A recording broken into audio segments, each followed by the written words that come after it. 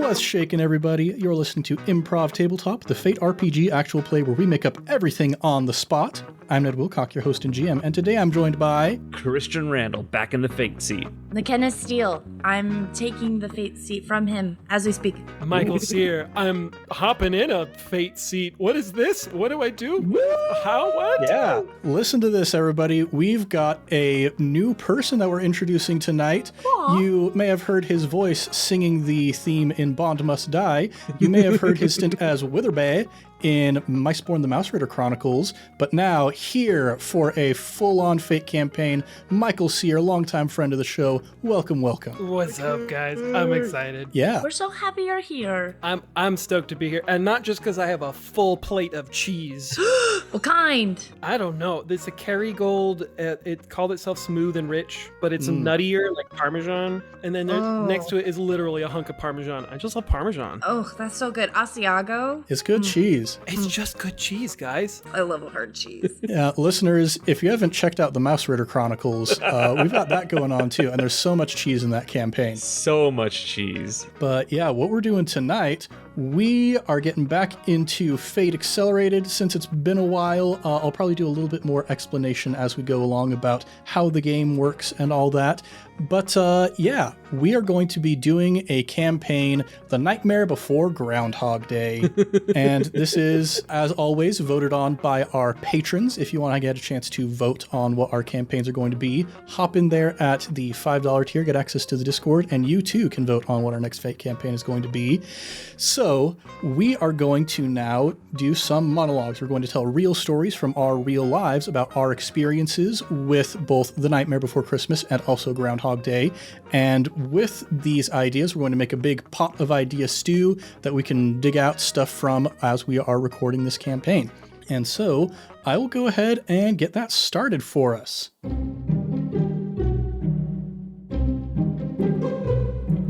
These two movies, I went back and watched both of them, and the thing that really stuck out to me is the idea of like how wild it would have been to be there and see these things come out for the first time, because they both feel pretty groundbreaking in their own ways.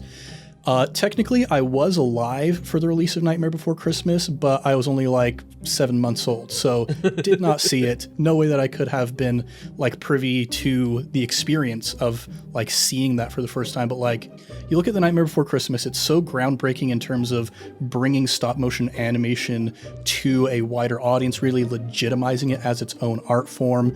Just imagining being in the theater and seeing something like this for the first time on this grand of a scale.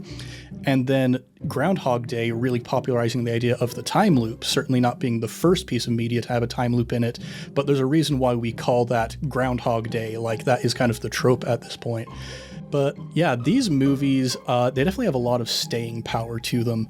As far as Nightmare Before Christmas, I didn't really watch it much when I was a kid, but I started to see its popularization into cult status through like Hot Topic and all of that kind of stuff. It's a movie that... Both of these are movies that I didn't watch until, like, I'd watched them previously, had kind of a vague idea of what they were about, but I didn't really have a sense of, like, grasping the gravity of them, what made them special, what made them hang on for so long.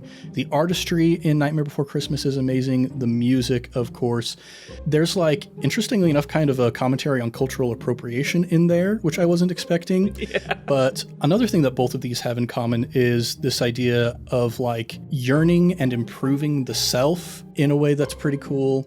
That was the thing that really, really stood out to me, especially from Groundhog Day, is this idea of like, it is kind of a moralistic story. It doesn't have a really clear moral per se, aside from just the fact that it's about, you know, he finally manages to get out of this loop by taking some initiative, by improving himself a little bit.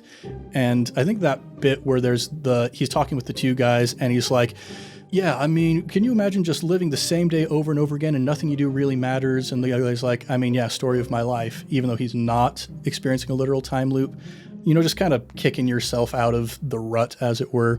But as far as like personal connections, my closest connection with Groundhog Day I had a friend in high school who occasionally, whenever she saw me, she'd be like, Ned, and then pretend to punch me right in the face, because you've got the character Ned Ryerson from Groundhog Day, who he punches in the face.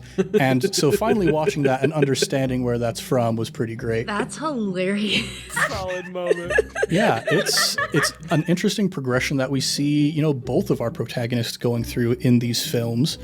Definitely both improved by the end of it. I don't know, I feel like I don't have as much of like a personal connection to either of these, but definitely very affected by both of them. Really great movies, definitely would recommend checking them out. I know when this is being released, Halloween is already passed, but it's, Christmas is still coming up, so it's very thematically appropriate. Yeah, it is. It's crossover media. Yeah, it's Yeah, perfect. it is. It's wonderful. You can play it for every season if you really think about it. It's true, because all of the doors are in there. Yeah. We even get a cameo from the Easter Bunny, so it's a perfect spring movie. Do you think Tim Burton secretly hoped that it would take... I mean, it was a cult classic, so maybe he didn't secretly hope it. But do you think he secretly hoped that it was such a cult classic that he could then explore all the other holidays? That would have been cool. I'm sure somebody wanted that to happen. I am the somebody that wanted that to happen. Well, we're making it happen right here, right now. Exactly. Yeah. Oh, I guess the other thing that just barely came back to me, my junior year in high school, we did a Danny Elfman show for marching band. And we had a Nightmare Before Christmas medley that we did as part of that. So that was kind of like my earliest really close association with the film. I just can't get over how great Danny Elfman is. In fact, I would recommend go to DannyElfman.com. Just the homepage is wild. There's like this 3D floating crystal skull. It's got these eyes floating around it, and when you click on the eyes, different instruments will start playing, and they all blend into this song. It's great. Go check out, I'm going to do just like a mini plug right now. Go check out Danny Elfman. Check out Oingo Boingo, No One Lives Forever, Dead Man's Party. Dead Man's Party. Great stuff. Weird Science. Yeah, it's wonderful. And also, interestingly enough, a big inspiration for some of Avenged Sevenfold's music. I watched some interviews with The Rev and Sinister Gates about some of their origins, trying to do like goblin metal stuff. And now I'm getting way too esoteric with my monologue. Goblin metal? Yeah. You've hit a point when you say goblin metal. Yeah. So, yeah, I think That's incredible. I've spoken enough in this monologue so far. No, keep going. So Goblin Metal. Goblin metal, you see, before the Reverends Bartholomew Plague and Sinister Gates formed Avenged Sevenfold, they had a band called Pinkly Smooth, in which they really started to explore this goblin metal oingo boingo-y kind of sound. Obviously, that didn't last very long, which is why they started Avenged Sevenfold. I was sick, really sick for a couple weeks in high school and did nothing but deep dive into Avenged Sevenfold because my friend Sam was super into it. Amazing. So I'm done. I'm so done with this monologue right now. Insert the meme of the dude with the red wires. Yeah, Pepe Sylvia. So let's throw this on over to Christian. Why not? All right, so I'll start where I'm going to get in trouble, and that is Nightmare Before Christmas. Because I have very little connection to this, but I only ever really think about one of my exes. Ooh. And this is where I'm going to get in trouble. No. She was really into Nightmare Before Christmas and Sally. Not Sally, Sally from the movie. She was really into Sally. I never dated anyone named Sally. Oh, I was like, no, you didn't. Lots of makeup, very like, you mentioned Hot Topic. That's sort of the vibe. Mm-hmm. And you can cut that. You can cut this part. Who was it? McKenna is so disapproving right now. Who was it? It was. Oh my gosh. You can cut this. Cut this entirely. I want you to keep it in. We'll see what happens. The problem is a lot of the people who listen to our podcast know who this person is. Yeah, So I do. Anyway. On board. So yeah, there was this girl who was really into it, and she's really the only one I think of when I think of that, because I never really was into that movie a lot. So I won't be as much of a champion of The Nightmare Before Christmas. I will be happy to play in the world, but the idea of Groundhog Day is where I got excited, because Groundhog Day is great, obviously a fantastic movie, but we've also got like The Edge of Tomorrow and basically all of those movies, those time loop movies. And that whole idea is really fun to me. And the ones I can think of off the top of my head, we've got Groundhog Day, we've got Edge of Tomorrow, and we've got, I never saw it, but there was that, I think it was called Final Boss, where he was like waking up every morning to having to fight a bunch of assassins. It was just a classic action movie, it looked like. There's another one, less popular one, Valentine's Day, I want to say. It was a horror version. Yeah. I honestly, I never saw it, but it looked fascinating. No, it wasn't Valentine's Day. It was I can't remember the name of it. but I know which one you're talking about. And there was like a baby mask at one point. I went and saw. I don't like horror movies very much, but I saw that in theaters. It was a time loop movie, though. I mean, if you get existential enough, Groundhog Day in and of itself is kind of a horror movie. It is a horror movie. Well, and that's something else I wanted to mention. So in Groundhog Day, one of the things like the original writers talked about is they didn't get to explore as much. He was living in that Happy Death Day. Happy Death Day. you. That's what it was. That's what it was. Yes. Thank you. But Bill Murray was living in that Groundhog Day loop for like thousands of years. What? Yeah, I remember reading that. So Harold Ramis, the director, one of the ways he wanted to try and illustrate how long this was taking, he had this idea of like, okay, in the B&B, there's this bookshelf, huge wall of books, and we're going to show, okay, first morning he goes, he picks up, top left shelf, first book, reads a single page of it, closes it, puts it back on the shelf. And then we show him day after day picking up the book, reading another page, and doing that book after book after book, until finally he goes down to the very lower right-hand corner of the bookshelves, reads the last page, closes it, sighs, puts it on the shelf, and goes back to the beginning of the bookshelf. So like the idea is he's not just like, he's in there for like a few months. He's in there for years and years and years. I always thought it was like a year or two max. Yeah, and hence we get into like the deep existential horror that they made Harold Ramis kind of tone down a little bit. Oh my gosh. But like that seems way more exciting and fun. I'm a huge sucker for time travel done well. And I think this movie does it in a really fun way because the whole like, if you die, you come back. It doesn't matter. I mean, Day After Tomorrow does the same thing, which Day After Tomorrow was not a good movie. Edge of Tomorrow? Edge of Tomorrow. Yeah. Edge of Tomorrow. Which one's that one again? Live, Die, Repeat. Yeah, Live, Die, Repeat. He basically aliens come. And they're having to like, at some point they like train every day to go fight them and they like all go fight on the beach, right? Yeah. It's I think I saw that one. He gets sneezed on by like a general alien and then he's got... Exactly. And so and that's why they're winning the wars, because they just fight until they win, and now I have that same power. Yada yada. It's campy. Well, I don't know if I'd say campy. It's simple, but it's fun. But the whole like time travel loop is such a fun thing, and I think does lend itself to horror very well, which I think could mix with The Nightmare Before Groundhog Day. Also, just I was talking to my coworkers about how I was going to record this, and he was like, just imagining Bill Murray walking through and seeing Jack Skellington and Oogie Boogie and all that, and like he would be so freaked out. Just one real guy, like a Muppet situation. Could you imagine? Oh man. Yeah, it's interesting. Like the time loop theme has been really present in video games, especially over the past couple of years, interestingly enough. Like you go back to some of the classics, like Majora's Mask is a time loop game from like way back in the day. But within just the past few years, we've gotten like Outer Wilds, Forgotten City, Deathloop. It's something that's getting really interestingly examined. Some do it better than others, but like there's no shortage. I mean, I don't want to get into the plug section quite yet, but if you want to really explore the time loop as an idea, there are some video games out there that are doing it very effectively and letting you kind of be an actor within that instead of just observing somebody else go through it. So I think time loop video games are a really cool thing to look into as well. You could argue every roguelike is Groundhog Day. Yeah, I mean, mean, with a slight twist every time. Yeah, you look at Hades, the games that like narratively justify. So a roguelike video game, for those of you who aren't familiar, the idea is every time you die, like you try and complete this task, and whenever you die, you start back at the beginning, typically from scratch, maybe a little bit improved, but then you keep doing it over and over again until finally you learn the game well enough or gain enough power-ups to be able to actually complete the game. It's like Cuphead. It's just like Mario of time loop game? Or does he actually die that many times? Roguelikes are different in that each time you die, you start at the beginning of the game. It's not like the beginning of the level, it's the beginning of the game. Yeah.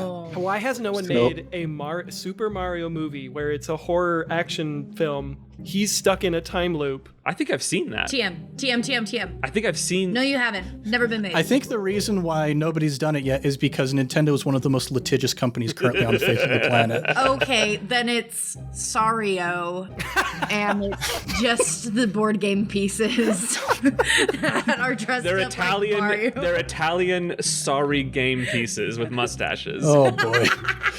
McKenna, what do you got for us? Okay. So I think you're all forgetting the most incredible time loop version there is, and that is the episode of Supernatural in which Sam is constantly waking up every day to the song Heat of the Moment. Now Christian gets to be disapproving.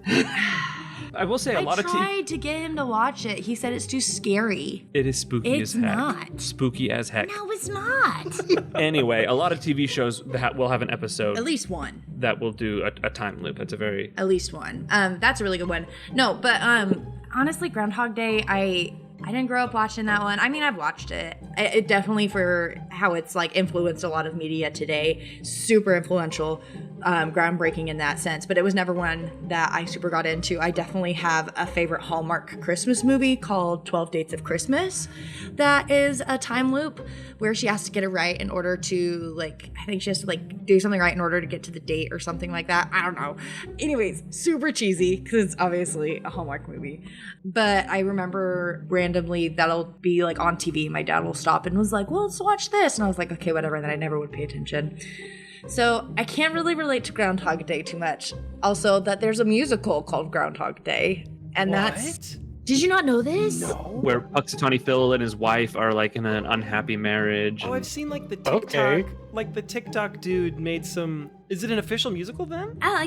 Oh, I thought he was just conceptualizing the idea on TikTok. Well, no, I know. I don't think it's the same one that you guys are talking about. okay. It's literally like how they remade Tootsie and Mrs. Doubtfire and Mean Girls into musicals. You're wrong. I was wrong. I was thinking of that same one that we saw on TikTok. No. Where It's literally just a remake of the movie, but as a musical. Gotcha. Well, I'm looking. And it was that on up Broadway. after this. I'm looking that up after We'll have to this. look it up. I think my voice teacher tried to get me to sing like one song from it, and then, or at least recommended one, and I was like, okay. And then I haven't really looked into it since. But for Nightmare Before Christmas, I appreciate the art of claymation and stop motion for what it is, and I think it is beautiful, and I respect so much the people that create those movies. They make me physically ill because there's something so like not correct about their movement that it just makes me sick. Like motion sick kind of thing? I don't know what it is, but like sometimes it makes me nauseous. It's so silly. So I didn't grow up watching that one either, but I love holidays and I love Christmas and I love Halloween and I even love Groundhog's Day, I guess. So that's why I'm here. But on the topic of Danny Elfman and Oingo Boingo. Oh, going back, baby. okay. That is like all my dad had on his iPod when I was younger, or like when we were at that point where my dad had an iPod or a BlackBerry or whatever he was listening to his music on. Man, the more I learn about your dad, holy cow. Dude, my dad is a major Oingo Boingo fan, like loves Oingo Boingo. And so like I grew up listening to Oingo Boingo. That's just like my automatic assumption of anything to do with Danny Elfman. So I always think of my dad. Then I also always think of Mackenzie, Evan's wife, because she's a big Nightmare Before Christmas person. And I always worry it's turned into one of those things like, you know, when you're like, oh yeah, grandma, I like giraffes. And then all she gets you ever is giraffe stuff because she's assumed that's your entire personality. And you're just like, I actually don't love giraffes the way that you think I love giraffes. That's how I feel like I get with Kenzie sometimes, where I'm just like, it's Nightmare Before Christmas. And she's like, okay, McKenna, thanks. But I know she loves it. But we dressed up. We went to New Orleans with them last year. And we were there around Halloween time. And we dressed up as the three little demon children and Is it Santa Winkin', Claus. Blinkin', and Nod? No, it's Shock, Lock, and Barrel. And then Evan dressed up as Santa Claus. And we went to the Halloween parade, which was crazy cool. And so many kids were like, oh, Santa Claus! While we were walking down this, like, we were on like Canal Street or something like that. We had him tied up with rope and we're walking him down the street. And all these kids got so excited to see Santa Claus. And I was just like, this is not Santa Claus that you know, but okay. Yeah, see, I don't have much relation to them, but I feel like I did okay. Yeah, you know, when I was trying to figure out who I wanted to be in this campaign, the first thought that came to mind was all of you dressed up as Nightmare Before Christmas characters. It was so fun. It was the best. I was so happy with it. And my taste in the claymation has slowly become better. But like, I would literally get physically ill, which is stupid. But the more I've watched Nightmare Before Christmas, the more I'm like, wait, I actually really like it. And I love the music. Back to Danny Elfman. Back to Danny Elfman. You can't go wrong with any of the music in that movie. Fantastic. Incredible music. That's it. Oh, right on. Yeah. I'm trying to remember if we've mentioned this on the podcast, the marital tension between you about claymation. In my past, I have done claymation. To be fair, he did good. Where can I see? I want to see it. No, because he deleted his little Facebook. I still have the video saved in my Google Drive or something like that. But It's just this little dinosaur and he just does a little walking. And then at one point, like, a can falls on him and his face gets all smushed and he's like, here's the thing. If I can find these videos, I'll send them to Ned or something and we can put them in the Patreon chat. Please. Yeah, if you want access to Christian's early claymation videos, go to patreon.com/Improv Tabletop. No, you know what I think ruined claymation for me was Wallace and Gromit. Really? Such a good Curse of the Were-Rabbit? It's so good. So good. So good. Okay, I'm so excited they're bringing back the Penguin. Right? The new Netflix movie that's coming out with... what is it called? It's like... I don't remember, but they're coming out with a new Wallace and Gromit movie. Yeah. Okay, I'm on board. Yeah, the Penguin is finally getting released from jail, and what's going to happen? He's got evil plans. Yes. The penguin that is a chicken. Well, speaking of having evil plans, Mikey, what you got for us? Alrighty. I've got quite a bit of experience with both of these forms of media. Though I would argue that does not mean I tend to have a lot of blind spots, even in things that I say I love, so I'll try to be a fount of knowledge. I doubt it'll happen. But Nightmare Before Christmas, so my sister was a self-proclaimed goth, and she identified so deeply with this movie. And at first, we all hated it, and hated when it was her turn to have the TV and do what she wanted, and it was always Nightmare Before Christmas, regardless of the season. But fast forward a couple months from when she first started that phase, we were all on it. All of us would like sing the parts and we would take turns. We would like rewind a scene and be like, okay, you're going to be blank and we would do it in our living room to the music and we'd take turns doing each part. So I grew up on the thing and I still to this day absolutely love the music, love the claymation, love Tim Burton and claymation in general. And so I have a profound love for Nightmare Before Christmas. My obsession with it is whatever the point is, barely below getting a tattoo of it. Barely below getting. That's where I'm at. I'm so curious, what can make that extra point go up for you to be like, it's happening. Yep, it's happening. I'm gonna get one. This episode of the podcast will do it. This is it. This is where Mikey's like, I got it. If we get enough people to go to patreon.com/Improv Tabletop. This will have to be my second tattoo, and I need my first tattoo, which I've decided will be the phrase, nothing is permanent. That is my first tattoo. Perfect. I love that so much. But what would actually do it is if every creative and every cast member died and they didn't end up being problematic. Then I would maybe get a tattoo. That's super valid. That's super valid. I'm waiting. Not that I'm suspicious of Danny Elfman's... But you never know. Man, the thing that my brain is kind of stuck on is the self-proclaimed goth aspect. Like, you and I grew up not too far from each other in fairly rural Idaho towns. And so I know what it looks like to be a self-proclaimed goth in a fairly rural Idaho town. Thank you for bringing that up, because I definitely, when I say self-proclaimed, all that means is she had a little bit darker eyeliner and like chains on her belt. That's it, okay? We're not talking. That's Idaho goth. That's a little too far for Southeast Idaho. I know. Whoa. Yeah, whoa. So that's Nightmare Before Christmas. Absolutely love it. And star-studded cast. Patrick Stewart, Chris Sarandon, the six-fingered man from Princess Bride. He's the voice for Jack Skellington. You got Catherine O'Hara, David. She's the... Do it again. No, do it again. No, do it again. David. She's Moira Rose. She's not... David. I can't do it. Alexa. I had it for a second.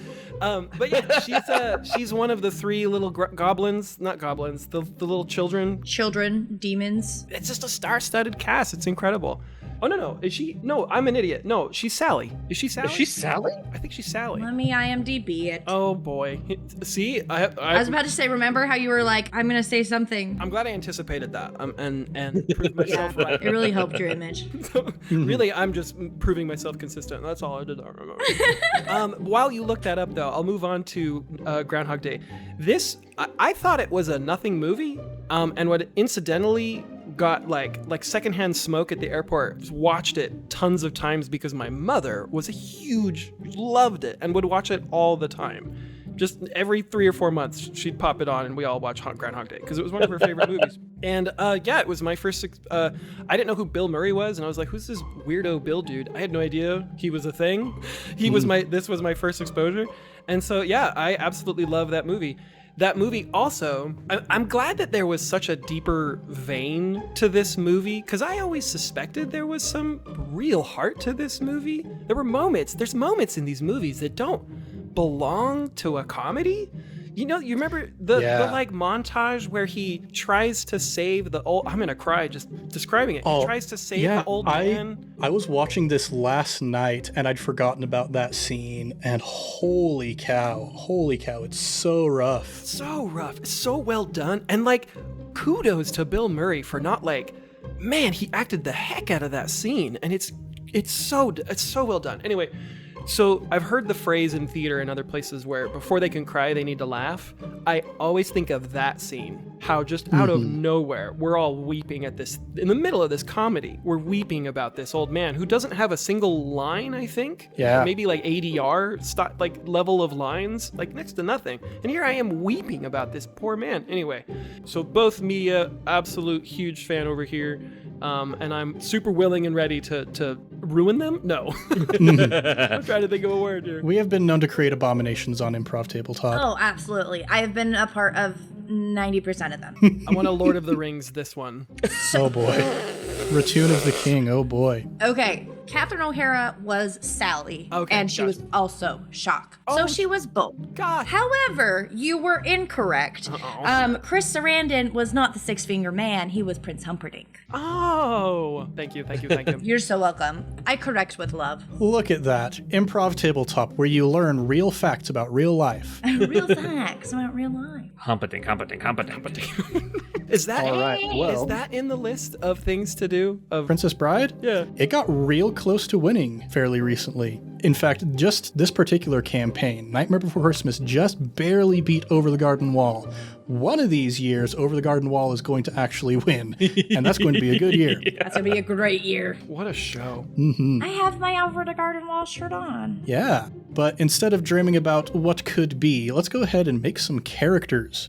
So now that we have all of these ideas sort of percolating around, we're going to figure out who our characters are going to be, and then sort of construct our world based off of that. So let's, do any of you have a really strong idea of who you want your character to be? All right, McKenna is very excited. Let's go ahead. Okay, I'm realizing now the only thing I have is an idea. I have concepts of an idea. My character, I need a name that we're going to figure out together.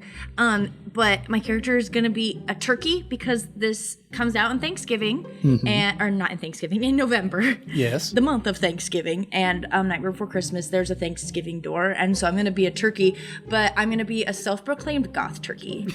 Okay. Turkey goth. And so she's going to have It's like a cassowary or something? Oh my goodness. Could you imagine? No.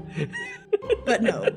I don't know. A cassowary seems That'd like a be pretty goth cool. turkey to me. But no, this is just gonna be like her little thing that, oh no, turkeys don't have things on their heads. That's just chickens. Turkeys have things down here. They have things down here. But she's gonna have on really thick eyeliner and black lipstick on her beak, and then also she's gonna have tattoos on her neck. So she looks like a peacock, but she's a turkey. Yeah. Her legal name is gonna be Eugenia. All right. But she doesn't like her mother. So she goes by Geni. Genie. All right. I dream of her. I dream of her. With the light brown feathers. Like this? Perfect. Well, actually, no E at the end. Okay, just Geni. Yeah. Genie. Geni. Very self-proclaimed goth. This is. This is wherein I need you to remind me how to play this game. Yes, and we're going to remind all of our fans as well. Yes, that'd be good. Yes, we're going to give each of our characters some aspects. An aspect is a true statement about your character that later on during the game, we'll be able to use those to your advantage. So like, if you make a roll and you really don't like how it turns out, you could be all like, well, because I am the Goth Turkey, I can spend one of my fate points and re-roll that, because obviously the Goth Turkey would know everything there is to know about the history of Oingo Boingo in this pub trivia night that we're going on right now. Absolutely. We need, first of all, a high concept aspect. This is like the elevator pitch of who Geni the Turkey is. All right, so Ned, my high concept, it's gonna be, we're all gonna die anyway. What's the point? Oh, yes. Because turkeys are eaten on Thanksgiving. Oh my goodness. If we want to gothify this even further, if we want to Oingo Boingo this, No One Lives Forever. Okay. Yes, listeners, go check out the song No One Lives Forever by Oingo Boingo. All right, so now the next aspect that we're going to figure out for our characters is a trouble. This is something that I, as the GM on occasion, might be able to use against your character to make things a little spicier, a little bit more exciting in the story. So what is something that gets Geni in trouble on occasion? Ooh, a Hot Topic sale. Can't resist the Hot Topic sale. Now that's going to be canon in our world. Thank you. Yes, Hot Topic is part of this world now.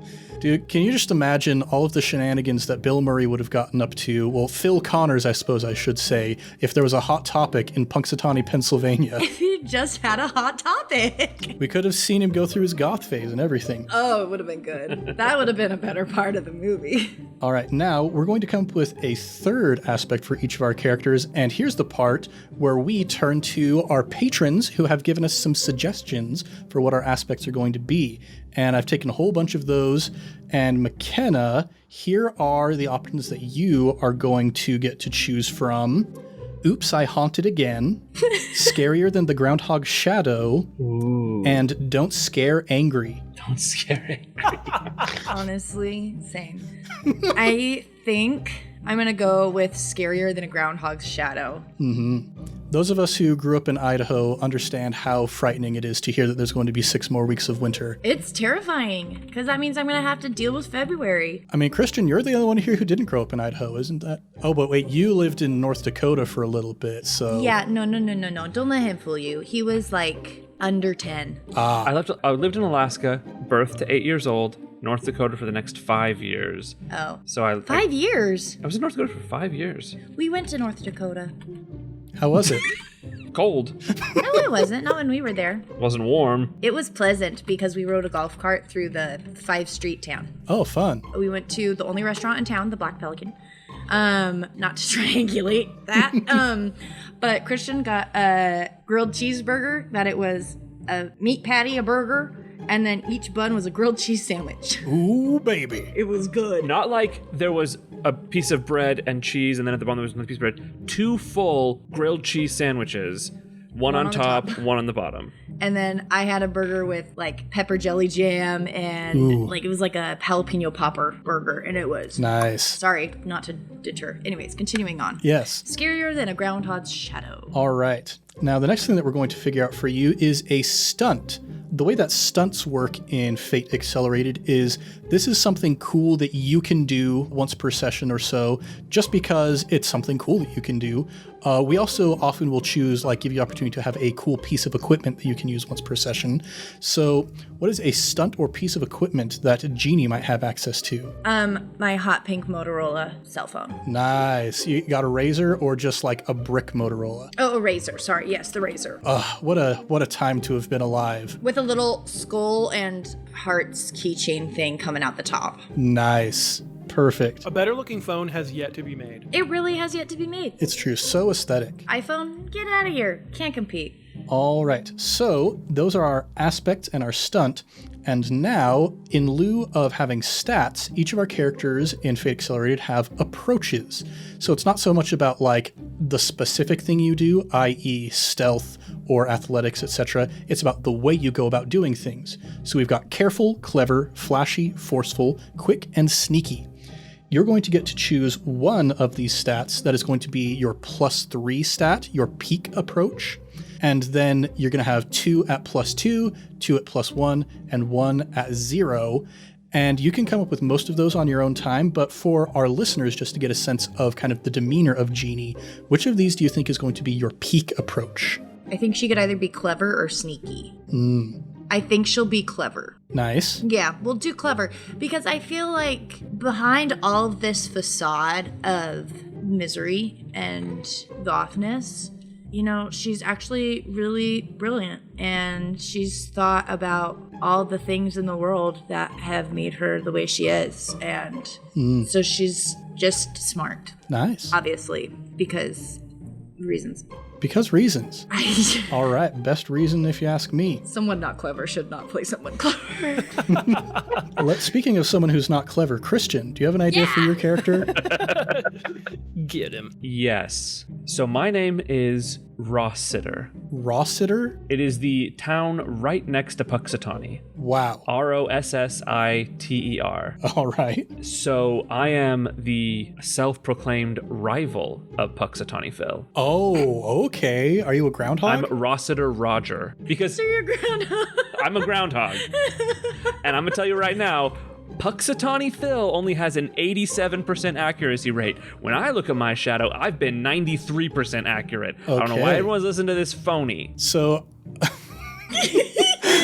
So what would you say is our high concept aspect for Rossiter Roger? Meteorologist extraordinaire. Meteorologist extraordinaire. So much better than Punxsutawney Phil. That old wise guy. so-and-so why yada. Look here, see? All right. Now, what would you say is something that gets Rossiter Roger in trouble on occasion? Blinding rage. If someone mentions Punxsutawney or I get a prediction about the weather wrong, boy howdy, no one's having a good time. It's Red Rossiter. All right. Now we're going to get to choose from some of these audience suggestions. Let's see. So your first one is going to be, I'm only an elected official here. I can't make decisions by myself. Next up is, tomorrow is today, so go for it. And I got you, babe. I think I'm going to go with door number 2. Tomorrow is today, so go for it. Is it GOPHER? It is, in fact. Okay, yeah. We have good patrons who know how to meet the prompt. Yeah, I've They got know how to have fun. They know how to have fun. So true. Nice. What's a stunt or piece of equipment that we have for Rossiter Roger? Roger's reliable shadow. Oh, your shadow. Interesting. I was gonna tell you to say dirt. Just dirt. This is a warlock. You've made a this is a fiendish power. A fiend warlock. Yeah. Wow. All right. Now we've got our aspect and our stunt. What would you say is Rossiter Roger's peak approach? Forceful.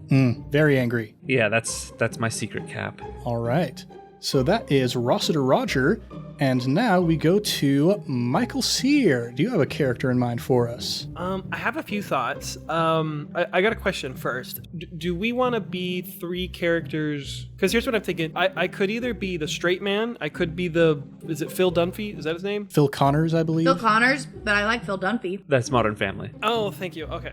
So we could be the straight man, or I think it'd actually be better if are we the background characters of someone else's? That's a good question.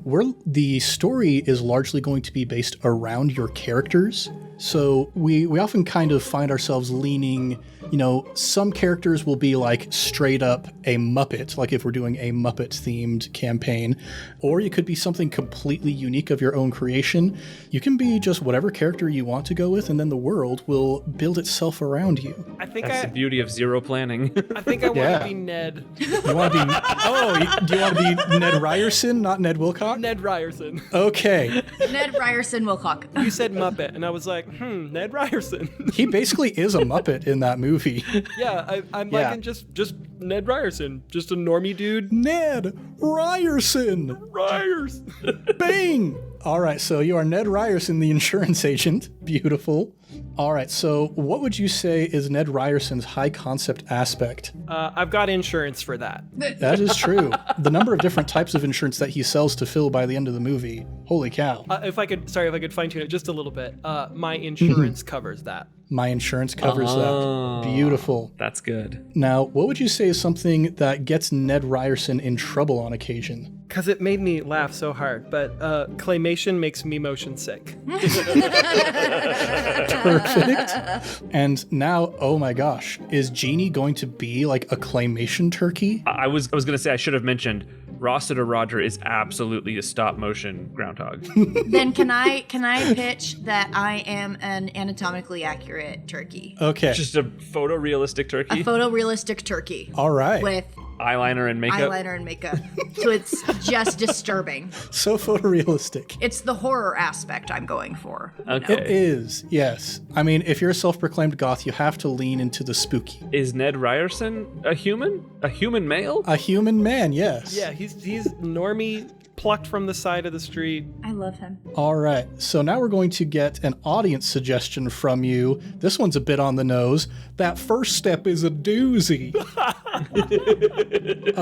Next up, we'll go with Deja Vu. That's good. And the last one, wait, with or without a long dramatic pause here, I have a better plan. I mean, it's gotta be the first step is a doozy. Yeah, you know, having seen this character actually in this movie, I can understand why my friend would pretend to punch me in the face with that connection there.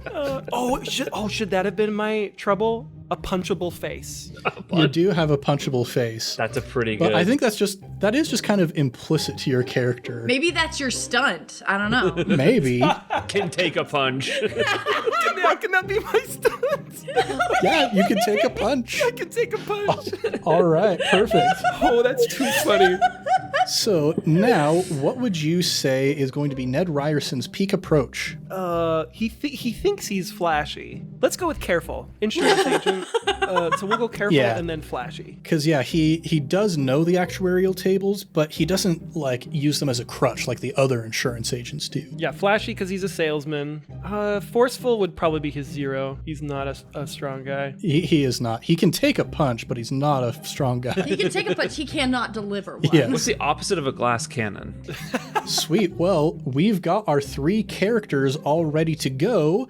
And, oh gosh, we keep going longer and longer in our monologues these days. We really do. Yeah, now that we're done with our book club and also our character creation, what's it going to look like when these 3 characters all get together? Let's find out next time on Improv Tabletop. No. I have to take this sweater off. Hold, please. All right. There we go. Now we got a better look at those muscular arms. Ooh, baby. Do I look sexy? Go sporty. Do I look sexy? All right. Well, everybody, thanks for listening to Improv Tabletop. We'll be back next week with more adventures in the world of The Nightmare Before Groundhog Day. If you want more, go and subscribe, maybe even give us a review. We would be as happy as Phil Connors was punching Ned Ryerson in the face if you'll go ahead and give us a review on the podcatcher of your choice.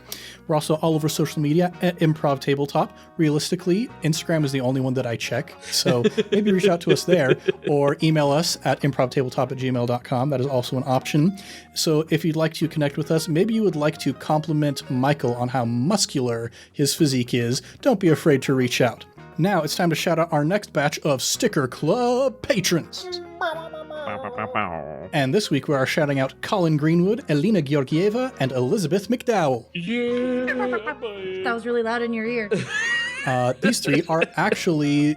So since Lock, Shock, and Barrel did such a bad job with, the whole kidnapping Santa Claus thing, these are Oogie Boogie's new accomplices who are going to get up to all kinds of shenanigans. Kidnap Mr. Santa Claus? Yeah, one of the aspect suggestions we got was about kidnapping Punxsutawney Phil, which Phil actually does. That would have been a fun one to go with. In any case, whoever suggested that, here's your shout out. That was a good one. I enjoyed it. Well, we will have more Sticker Club patrons to shout out next week. And if you, dear listener, want to join their ranks, consider joining our Patreon at patreon.com/improvtabletop, where you can also get things like Discord access, biannual sticker packs, and more, such as our current ongoing patron exclusive campaign, Miceborn, the Mouse Ritter Chronicles. And again, if you want to hear Michael Sear in even more of his wonderful glory, go check out the Mouse Ritter Chronicles so you can meet Witherby, the wonderful little gator troubadour. Yep, very fun character. Really enjoyed that arc.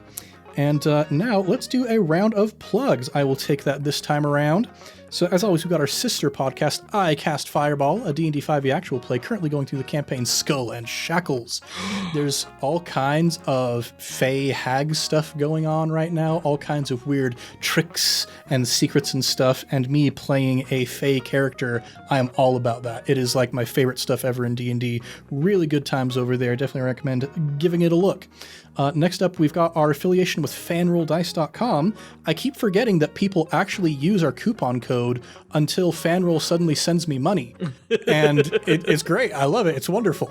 If you want to check out some really cool dice, they've been doing some really cool like official collaborations over there. One thing they did recently is in coordination with the 2024 re-release of Dungeons & Dragons 5th edition, they made sort of a replica set of, so if you were to get like the original D&D set, it would come with these little dice in different colors, and it came with a little crayon so you could color in the numbers yourself, because they weren't like a sophisticated enough operation to actually paint in the numbers on these dice. They did a replica of those that you can get if you go to fanrolldice.com, and if you use coupon code VroomVroomFifi, you can get 10% off your order, and some of that goes back to us, which is really cool. And now I get to plug whatever I want.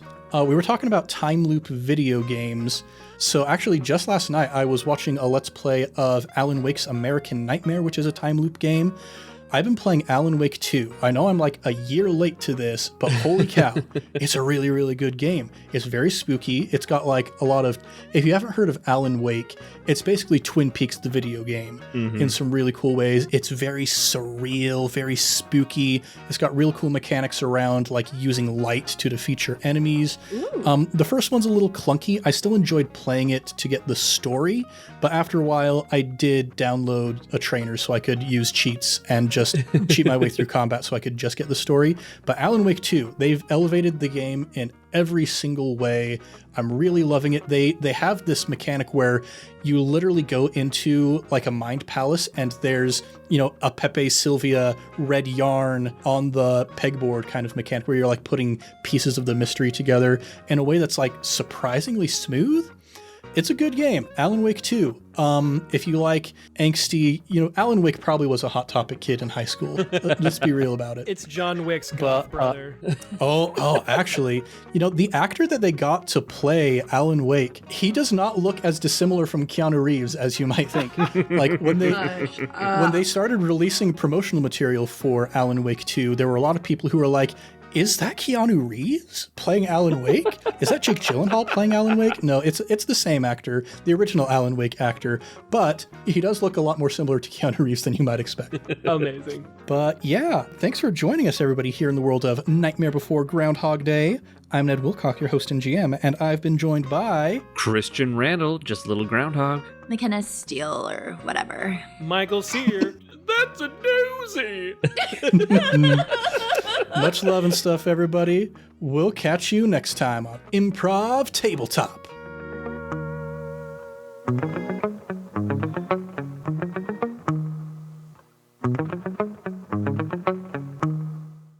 Evan dressed up as Santa Claus and we went to the Halloween parade, which was crazy cool. Didn't we put him in a Playboy robe? And No. It was we had to improvise for the costume. Improvise for the costume, and he technically wears like a red like robe looking thing almost. And so Kenzie was like, I gotta find it. And the only thing that she could find, it wasn't that, it was a Snoop Dogg robe from Walmart. Wow. And so she took off the Snoop Dogg label. She's gonna text me later and be like, no, it wasn't. But I'm 90% sure it was Snoop Dogg.